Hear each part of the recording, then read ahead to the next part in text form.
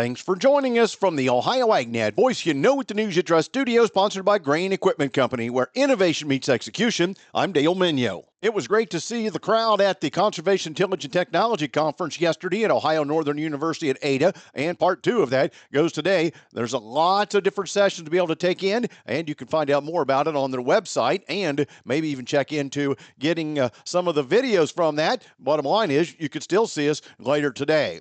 Well, USDA released its March crop production and world ag supply and demand estimates yesterday.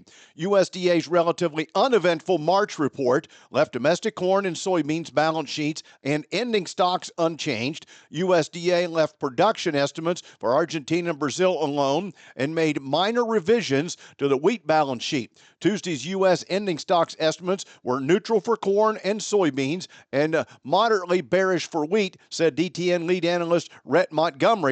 World ending stocks estimates from USDA were slightly bullish for corn, slightly bullish for soybeans, and moderately bearish for wheat, he said. The farm gate price for 24-25 was $4.35 a bushel for corn. Globally, USDA also held pat on production for both Brazil and Argentina. Globally, 24-25 corn beginning stocks came in at 313.95 million metric tons, down 1.86 million metric tons. Global ending stocks were pegged at 288.94 million metric tons, down 1.37 million metric tons. If we go to soybeans, USDA left the soybean ending stocks unchanged at 380 million bushels. The agency had no revisions to the supply and demand table. The national average farm gate price declined 15 cents to $9.95 per bushel. And it looks like global soybean ending stocks were cut nearly 3 million metric tons to 121.41 million metric tons, due mostly to higher crush. Argentina's production was left unchanged at 49 million metric tons. However, its domestic crush was increased by 1 million metric tons. Brazil's 169 million metric ton production estimate was unchanged. In wheat, the 24-25 wheat ending stocks were estimated to be 819 million bushels in March. That's an increase from 794 million bushels in February. USDA cut wheat exports at 835 million bushels in March, down from 850 million bushels last month. The average U.S. farm gate price for wheat was pegged at $5.50 in the March report, down from $5.55 in February. And Russian production on wheat was pegged at 81.6 million metric tons, slightly up from the 81.5 last month. USDA boosted Ukraine production to 23.4 million metric tons in March, up from 22.9 million metric tons last month. USDA also bumped up wheat production in Australia to 34.11 million metric tons from 32 million metric tons in February.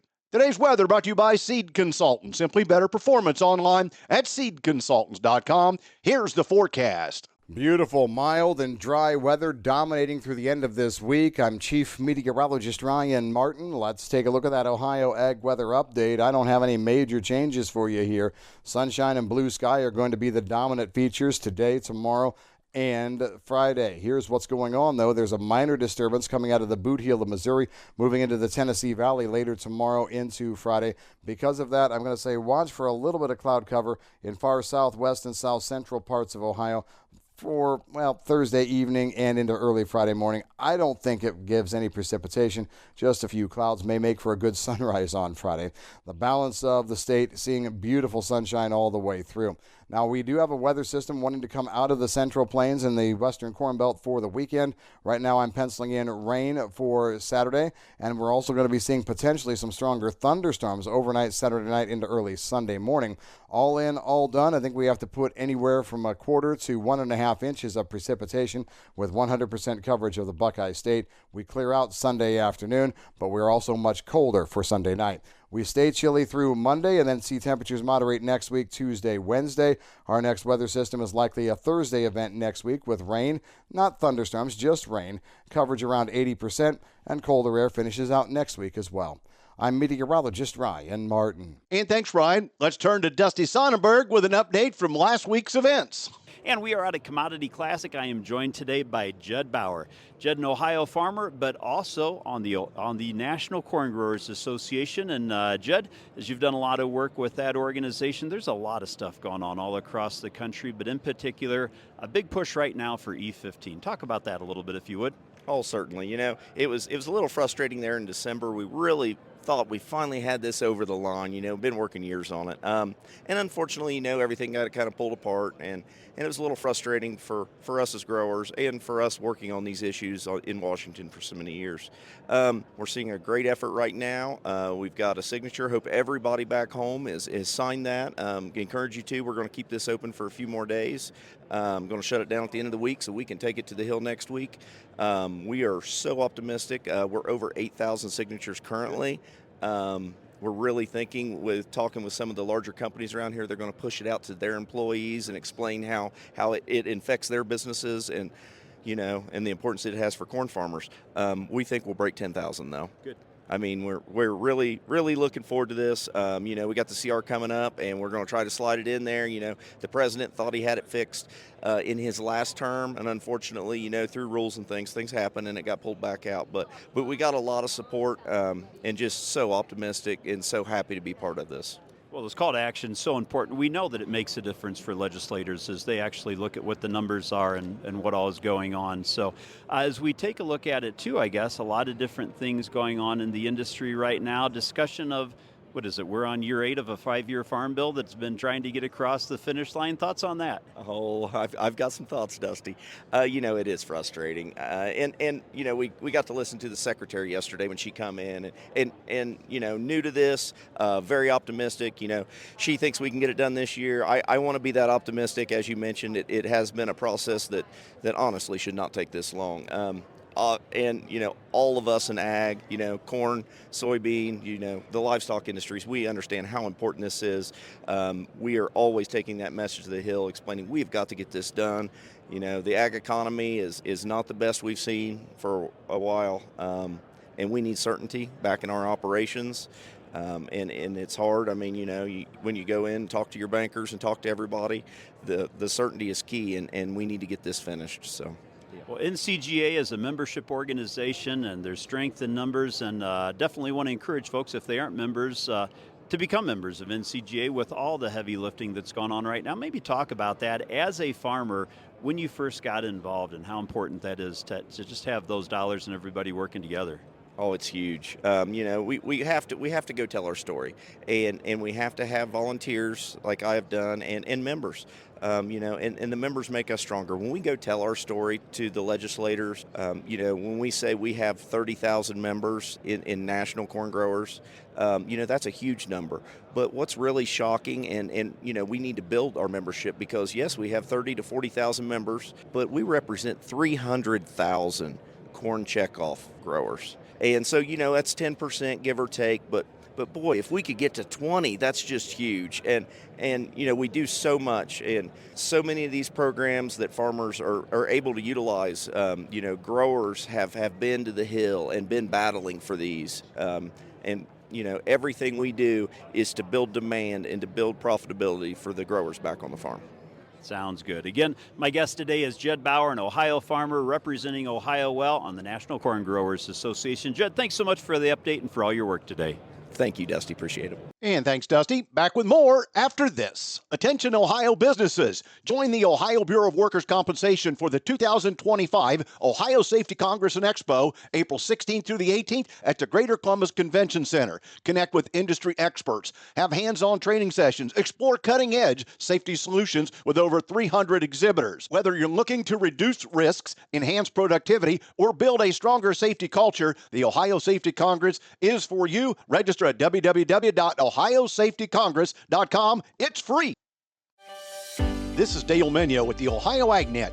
For over 25 years, my truck has been running strong on biodiesel, reliable, high-performance fuel that keeps me on the road promoting agriculture. Every gallon helps power Ohio's economy, protect our environment, and support our hardworking soybean farmers. The best part? It works in any diesel engine. No modifications needed. Take it from me. Choose biodiesel and drive with purpose. Learn how at soyohio.org.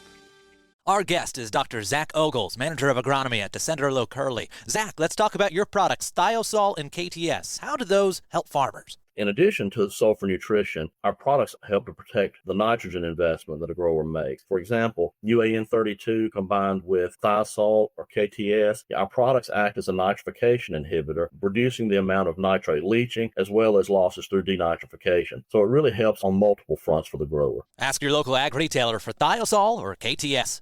And thanks, Joel. Tuesday's World Ag Supply and Demand Report shared mixed news on the cattle and beef market. According to DTN livestock analyst Shaylee Stewart, to start, beef production for 2025 was increased as heavier carcass weights more than offset the reduction in slaughter speeds. 2025 beef production was increased by 120 million pounds to 26,685 million pounds compared to last month's data. Now, the quarterly steer price projections were a little disappointing as the first quarter was reduced to $202. That's down $3 from last month. Beef exports increased by 25 million pounds, but imports also increased by 105 million pounds. On that report, we also saw pork and hog market information, with the 2025 pork production decreased by 105 million pounds compared to a month ago, as processing speeds in the first quarter were lighter than anticipated. Quarterly hog prices were also slightly disappointing. 2025 pork imports were increased by 30 million pounds, and pork exports for 2025 were 30 million pounds. And on the calendar, a couple notes. The Jackson County Regional Livestock Market will having a bred cow sale March 14th at 6 p.m. JCRLM.com, your livestock authority. Also, on March 16th, they'll be having a club pig sale. That's 2 days after the cattle sale, and it'll be at 2 p.m. Again, information at JCRLM.com. Today's market analysis is brought to you by the Louis Dreyfus Company. Excited to be building the newest state-of-the-art soybean crush facility in Upper Sandusky, Ohio. For information on marketing your soybeans to LDC, call 574-566-2113. With the analysis, here's Ryan Martin. Grain markets finished in the red on Tuesday. Corn down 1 to 3, beans down 2 to 3, and the wheat markets down anywhere from 4 to 8 cents in Chicago, Kansas City, and Minneapolis markets. Yesterday was USDA report day, and USDA did basically nothing. Trade was expecting a slight pullback in corn ending stocks and maybe a slight pullback in Argentina corn. What the market got was an unchanged balance sheet. Old crop bean oil stocks were up due to lower domestic usage, but production was cut as well. Stocks were up 50 million. New crop bean oil stocks unchanged. The corn and bean balance sheets showed no change month on month. World data showed corn and soybean production in both Argentina and Brazil the same as last month. Some adjustments were made to old crop world stocks as the Brazilian corn crop was lowered by 3 million metric tons and exports were down slightly. Argentina's corn production was up 1 million metric ton and exports up 1.5. Chinese corn stocks lowered 1.8 million bushels, or million tons rather, while wheat stocks were up 2 million metric tons. For new crop, USDA bumped Ukraine's corn crop by 300,000 but lowered Brazil's corn exports by 2 million metric tons. Nothing earth-shattering on the day from USDA, but we have to admit that we were a little impressed that values held in despite the fact numbers were not necessarily bullish. The thought going into yesterday's report that was it may been a little bit more supportive, and so with no changes, maybe it would be traded bearish, but really, there was not a lot happening in the market yesterday. I do believe, though, that the bigger stories are things that are going on within the Trump administration and on this tariff situation. More rhetoric out of the Trump administration on Canada with regards to electricity tariffs and the retaliatory that the U.S. will put back on Canada. I'm Ryan Martin. And thanks, Ryan. Today's market's brought to you by Seed Consultant. Simply better performance. Overnight at the open, May corn up 3/4 at 471. December down 1/2 at 454. May soybeans up 1.5 at 10.12 3/4. November up 1.5 at $10.17. July wheat up 3 1/4 at 575. September up 3 at 591.5. April live cattle 199.55 down $1.02. April lean hogs down $1.75 at 86.55. April feeder cattle down 22 cents at 277.70. This is the Ohio AgNet.